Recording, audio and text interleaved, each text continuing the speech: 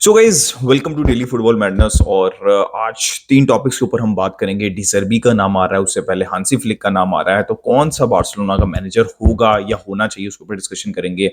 Barça versus Celta away, finally a win for Barcelona और away record Barça का बहुत अच्छा जा रहा है, उसके ऊपर हम बात करेंगे। और क्या रियल मैड्रिड एम्बाप्पे को लेके सुपर टीम बना रही है और क्या वो डोमिनेट कर सकते हैं, इसके ऊपर हम डिटेल में बात करेंगे। देखिए, सबसे पहले जो है वो बारसा सेल्टा वर्सेस बार्सिलोना, जो कि 2-1 जो है वो बार्सिलोना जीत गई।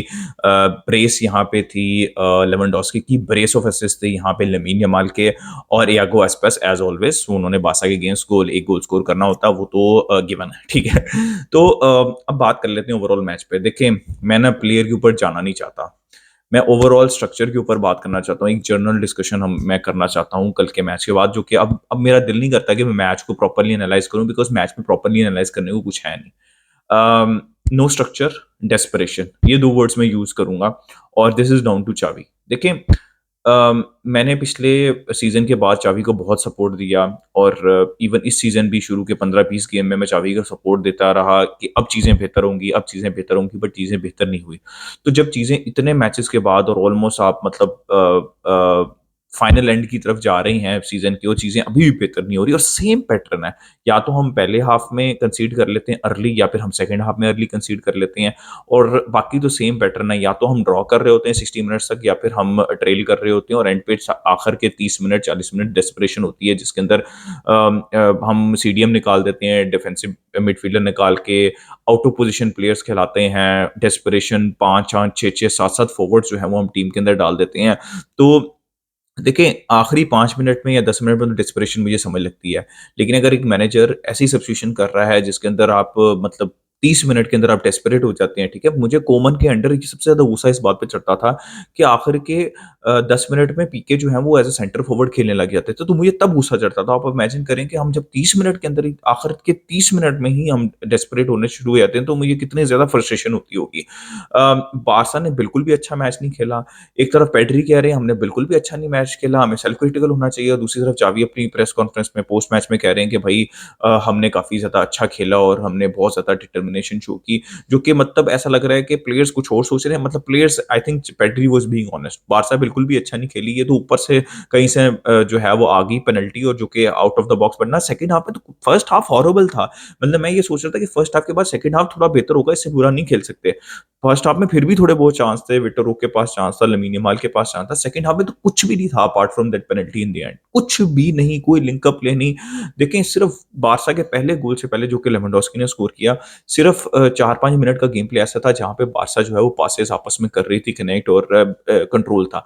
Apart from that 5 minutes through out the match कोई ऐसा मोमेंट भी नहीं आया कि जहाँ पे बारसा ने 5-6 पासेस इकट्ठे कर लिए हो। बॉल हर प्लेयर, मतलब मैं आई थिंक सवाए फ्रैंकी डी जोंग के, अराओ के, कुबारसी ने भी एंड पे बॉल लूज़ करना शुरू कर दिया था। I think apart from these 2 players, every player was, मतलब एटलीस्ट 2 दफ़ा हर प्लेयर ने, कुछ तो प्लेयर ऐसे थे जिसमें कैंसेलो थे, जिन्होंने 5-5 6-6 7-7 दफ़ा भी बॉल गिव अवे किया। I think total close to 70 या 70 प्लस टाइम्स बारसा ने इस गेम के अंदर बॉल गिव अवे किया, which is not acceptable at all, ठीक है? तो this is down to players also, but also to the manager also, कि भाई अब कौन सा टाइम आएगा, कब आएगा वो टाइम जब आप स्ट्रक्चर ठीक करेंगे, जब आप पैनिक नहीं करेंगे, जब आप अपनी सब्स्टिट्यूशन ठीक करेंगे। पिछले मैच के अंदर लेफ्ट, इस बार तो लेफ्ट इंटीरियर खेल रहे थे रफीनिया, पिछले मैच में तो लेफ्ट बैक खेल रहे थे रफीनिया आके।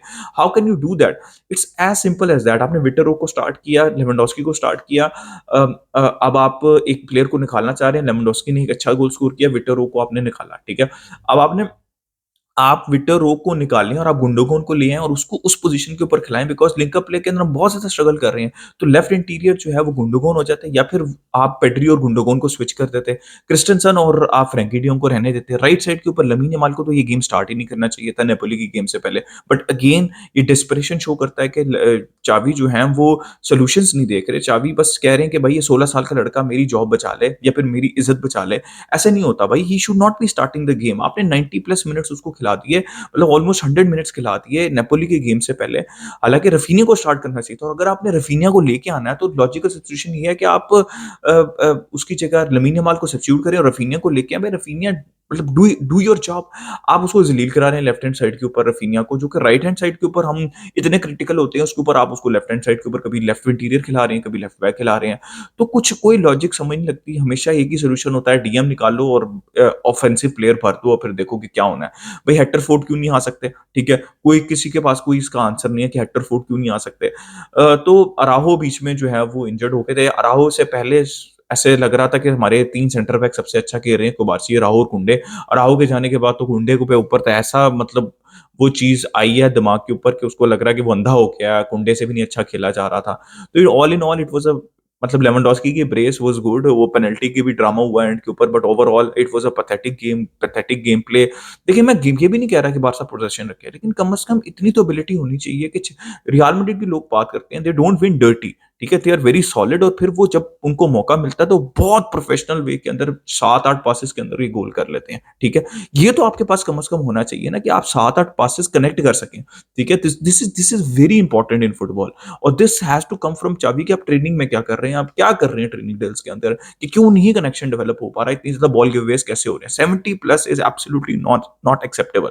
तो I was not happy at all with this match, but 3 points nevertheless, because top 4 top 2 Spanish super cup, ये सारी चीजें जो है हमें इंपॉर्टेंट है, और आपको रियल मैड्रिड के ऊपर किसी ना किसी तरीके से प्रेशर तो क्रिएट करना है।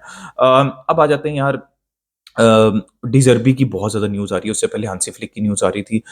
हांसी फ्लिक और डिज़र्बी, देखिए मेरा ओपिनियन बड़ा सिंपल सा है।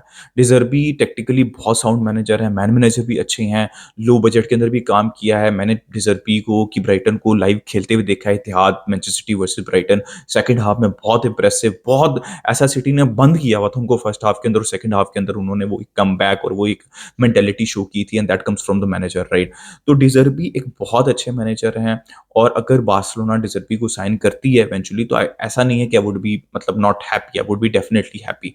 बट डिज़र्बी का वही चीज़ हो सकती है, मैं ये नहीं कह रहा कि 100% होगी जो कि पॉटर की हुई, जो कि और भी बहुत से मैनेजर की होती है, जो कि बहुत अच्छा काम करके आते हैं, बट जब जैसे ही बड़े क्लब में जाते हैं तो वो ड्रेसिंग रूम और प्रेस, और आपको पता है स्पेनिश मीडिया का प्रेशर जो है, वो बार्सा के क्लब जैसे क्लब को मैनेज करने का प्रेशर जो है, मतलब बहुत से कम मैनेजर और बड़े-बड़े मैनेजर गए हैं, और वो उस प्रेशर को हैंडल उस तरह से नहीं कर पाए जिस तरह से करना पड़ेगा। पेप कैसे सिटी के अंदर इतने सालों से मैनेज कर रहे हैं, और जब बिल्कुल 4 साल उन्होंने वहाँ पे गुज़ारे, लुचो एनरिके भी छोड़ के खुद छोड़ के चले गए थे, राइट? तो इतना आसान नहीं है। This is my only concern, apart from that मेरा और कोई कंसर्न नहीं है डिज़र्बी को लेके। हांसी फ्लिक को लेके मैं इसलिए ज़्यादा हूँ क्योंकि हांसी फ्लिक ने एक बड़े क्लब के अंदर, और उस टाइम पे बायर्न में बड़े मसले चल रहे थे। आपको याद होगा इनका, हांसी फ्लिक का बड़े इश्यूज़ चल रहे थे, जिसकी वज़ह से उन्होंने बायर्न लीव किया था। उसके अंदर रहते हुए वो प्रेशर अब्ज़ॉर्ब किया था यहाँ पे हांसी फ्लिक ने, और यहाँ पे ट्रेबल जितवाया था, और सब कुछ जितवाया था यहाँ पे बायर्न को, और परफ़ॉर्म करवाया था। फुटबॉल दोनों की बहुत एक्साइटिंग है, हाई लाइन खेलते हैं, जो है मूवमेंट तेज़ है, क्विक पासिंग है, डायरेक्ट फुटबॉल है दोनों की। तो बस एक पॉइंट जो है हांसी फ्लिक का रहता है कि बड़े क्लब को, बड़ी प्रेस को, बड़े ड्रेसिंग रूम को मैनेज करने का एक्सपीरियंस है यहाँ पे हांसी फ्लिक के पास। तो इसलिए मैं थोड़ा-सा टिल्ट करता हूँ towards Hansi Flick. But Hansi Flick के बाद अगर बार्सिलोना डिज़र्बी को भी साइन कर लेती है तो मुझे कोई इश्यू नहीं है, लेकिन मेरी पहली प्रायोरिटी अभी भी हांसी फ्लिक होंगे। सो गाइस, ये तो हमने बार्सा के ऊपर बात कर ली। अब हम बात कर लेते हैं रियल मैड्रिड। यार, Mbappe to Real Madrid is very close, और देखिए रियल मैड्रिड एक बेहतरीन क्लब है और बेहतरीन तरीके से रन होता है। Perez is absolutely GOAT of manager, GOAT of presidents. भाई उसने राफेल वेरान को, कैसिमीरो को, रोनाल्डो को, और भी बहुत से प्लेयर्स को सही टाइम के ऊपर बेचा, पैसा कमाया। फिर आप ट्रांज़िशन देखें, फिर वो विनीशियस को लेके आए, फिर वो फेटी वल्वर्डे को लेके आए, ब्राहिम डियाज़ को 2018-19 के अंदर, मिलिटाओ को लेके आए, रोड्रिगो को लेके आए। फिर उसके बाद उन्होंने कमाविंगा, फिर नेक्स्ट स्टेप चुआमेनी था, आर्दा गुलर थे पिछले सीज़न, और अब जो हैं वो Mbappe is very close. Hendrick is done, and by the way they are also going for Alphonso Davies, और by the way हालैंड की भी न्यूज़ आ रही है जो कि मुझे नहीं रियलिस्टिक लगती, लेकिन अल्फोंसो डेविस तक जो है वो मुझे रियलिस्टिक लगता है। भाई ये team, this team looks brilliant, एक सुपर टीम बन रही है, और ऐसा नहीं है कि गैलेक्टिकोस है, मिनी गैलेक्टिकोस मैं ये इसको नाम दूँगा, लेकिन एक प्रॉपर प्रोजेक्ट चल रहा है। ट्रांज़िशन बहुत स्मूथ है, फाइनेंशियल्स को भी अपने चेक में रखा गया है, और एक टीम ऐसी बनाई जा रही है, यंग टीम विद एक्सपीरियंस, जो कि अब ट्रांज़िशन देखें ना, मिडफ़ील्ड की कैसे ट्रांज़िशन हुई है, इसी तरह फॉरवर्ड लाइन की ट्रांज़िशन हो रही है, इसी तरह बैक लाइन की ट्रांज़िशन हुई थी। तो absolutely brilliant from real Madrid, और रियल मैड्रिड जो है वो डोमिनेट कर सकती है ऑन पेपर नेक्स्ट एक डेकेड को, बट ऑन पेपर कुछ नहीं होता। पहले भी हुआ था ऐसा, ठीक है? और बार्सा ने अगर आप फॉर एग्ज़ाम्पल 2005-6 से लेकर चेक करें 2015-16 तक, तो बार्सा ने जो है वो डोमिनेट किया था। ज़्यादा लीग टाइटल जीते थे, फिर 3 चैंपियंस लीग भी 4 चैंपियंस लीग भी जीती थी उसी टेन्योर के दौरान, 4 चैंपियंस लीग जीती थी। उसके बाद रियल मैड्रिड ने दोबारा डोमिनेट करना शुरू कर दिया। तो कुछ भी हो सकता है। आई नो बार्सा की फाइनेंशियल सिचुएशन अच्छी नहीं है, बट ऑब्वियसली बार्सा को डिफरेंट तरीके से काम करना पड़ेगा in comparison to Real Madrid, जो कि पैसा स्पेंड कर सकती है अगर वो चाहें, राइट? वो रियल मैड्रिड की वेजेस अफोर्ड कर सकते हैं, वो कमीशन अफोर्ड कर सकते हैं, बार्सा वो अफोर्ड नहीं कर सकती, ठीक है? तो Real Madrid is building a super team जो कि डोमिनेट कर सकती है वर्ल्ड फुटबॉल को, नो डाउट। और obviously Barca fans are worried, but कभी कभार आपको तारीफ करनी पड़ती है जब एक अच्छा प्रोजेक्ट चल रहा हो, अच्छे तरीके से मैनेज किया जा रहा हो, तो आपको तारीफ करनी पड़ती है और रियल मैड्रिड की तारीफ यहाँ पे बनती है। तो अपना opinion they regarding everything in the comment section, like कर दिएगा, सब्सक्राइब कर दिएगा। मिलते हैं नेक्स्ट वीडियो में। इसकल परसा।